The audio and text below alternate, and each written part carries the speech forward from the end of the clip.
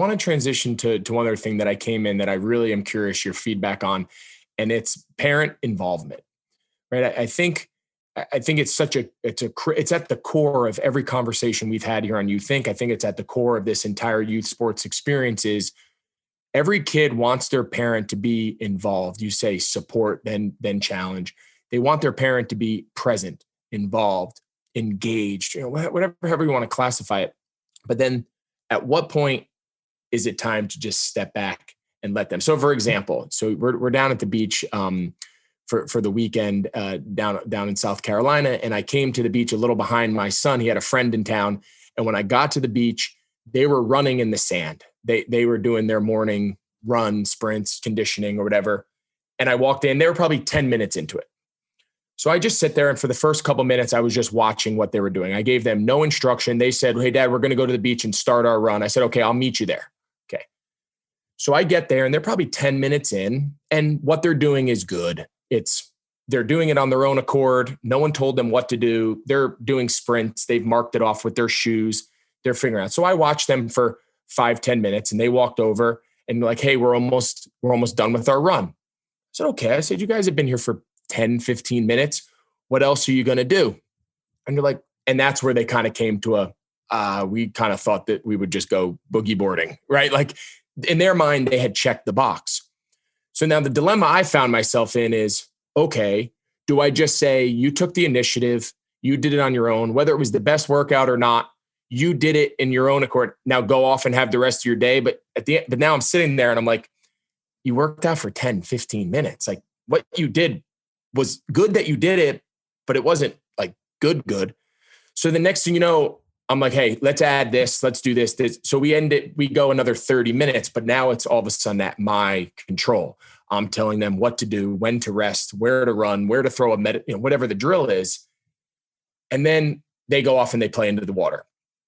I guess my question to you after saying all of that is, I then came home at night and I said, well, should I have just let them do it on their own, even though it wasn't a great workout, just because it was their workout? Or was I in the right place of saying, hey, let me guide you through this final 30 and get a little bit more out of this? And are they saying, see, Dad can never just leave us alone. He's always got to do, right? Like, yeah, right. In that example, what is the approach that's best? Boy, that's a tough one. Is it better for them to do their workout that's not as good, or do theirs plus what you would guide and get more out of it and see a little bit more outcome, but then lose their feeling of like, I'm in control, I'm driving this ship, I don't always have to wait for Dad to tell me what to do? Like, I struggle with that a lot. Yeah, I think that is a really unique challenge, and the context matters. Like, where are they in their arc? If they're really trying to assert themselves, and if they're feeling like Dad's got too heavy of a hand, then probably it would be to default to the other side for a little bit. But if not, you could do, let's say it was just like they're looking to you like, hey, we just did that, Dad. And, we want to play, but we also want to get better. But like, what do you think? And then I would employ a best tactic, which is to reframe it this way. Okay, so totally up to you. We'll do both. Which one do you want to do first? Do you want to throw the ball a little bit and do some kind of whatevers? Or do you want to go boogie board? So which do you want to do first?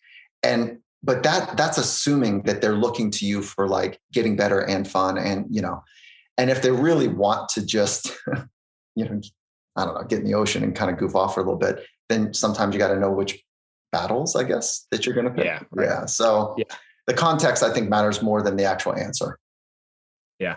We hear from so many parents, right? We get all these fan questions, and then I'd come up with them just from my own experiences of parenting and coaching.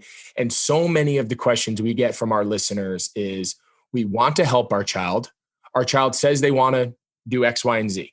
We want to help them. We want to get them training. We want to get them to teams. We want to get them to practice, whatever it is. Like, we're there to support our child. But when do we just let our child do it on their own, even if we know the way they would do it is wrong? Well, I would not wrong, maybe not wrong, not as good as it could be. Okay, so I would absolutely, like, if you noticed it and you had that thought, Greg, which is like, oh, look, they're running some sprints right now.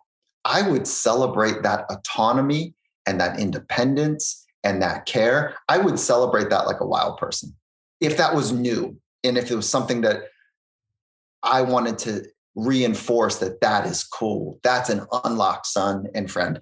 I would come to the beach and like, honestly, you'd see a wild man like, oh my God, like, and I'm just having fun and being gregarious and like, look at you.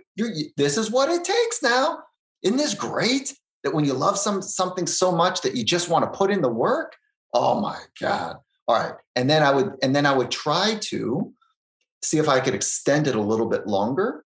And if there's a natural extending that could take place, and if not, no problems, so. And extend it in a way maybe that still feels like it's their work. That's exactly right. Yeah. Like there's almost a little like. There's a little sleight of hand in there. Massaging of it. Yeah. But kids are so smart. Okay, listen, teenagers, you know this because you were one.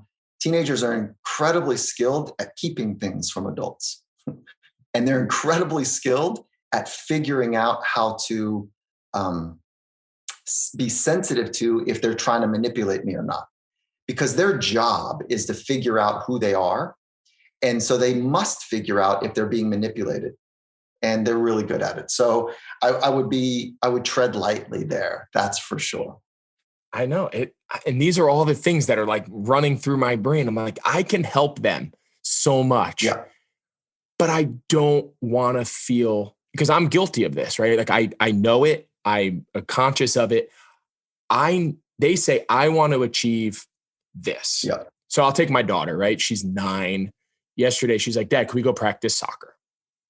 Anytime my kid asks me, I will stop everything that I'm doing and we will go. What do you think she wants? Does she want to get better at soccer or does she want to be around Dad? I think a combination of both. Okay. I think with her, the idea of getting better at soccer sounds great. Mm-hmm. But I think in that moment of time, she sees me practice with the boys. And I think she's like, I want to see if Dad, so I will drop anything I'm doing. You got it. Now, if she said, Dad, you want to go pick up seashells? I'd probably, and if I'm being honest with myself, I'd be like, honey, let me finish this. I have 10 more minutes of what I'm doing, but yes, I will still go do it with you. It might not be like drop everything to go. It is what it is. It's just the way I'm wired. So anyway, so we go downstairs into like our little basement area of our house here. And her idea of practice is she just wants to like kick the ball back and forth. And I'm like, well, honey, like here's some really good footwork drills that I've picked up from some of your coaches or that I've seen, on Instagram, whatever. And they're introductory ball handling. Like, let's do these. But then again, I find myself saying, she asked me to practice. Her idea of practicing is this. Should I turn it into my idea of practicing? Because I know that's really what she needs to start implementing if she does truly want to get better. Like, I don't know. I always resort to what I think they need to get better. Yeah. And you know too much, right? You actually know too much. Yeah. It's hard for me to go practice and not practice. Yeah. So I understand that. Like, I'll tell you, I'll share in some misery here, if you will. Misery loves miserable company. So, Fair.